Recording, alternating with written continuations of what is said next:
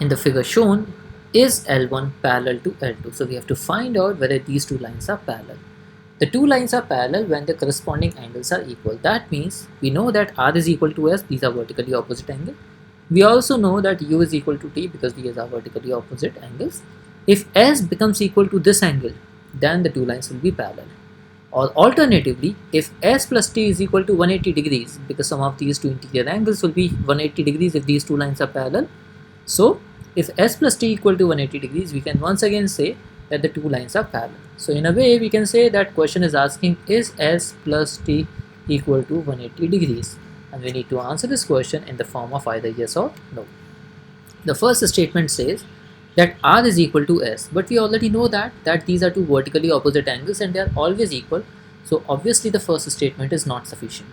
And this stage, not only do we cancel out the option A and option D, but we also cancel out the option C. The reason is that this is a fact that we already are aware of. That means there is no point combining the two statements, and this is we already know. The second statement is T equal to U.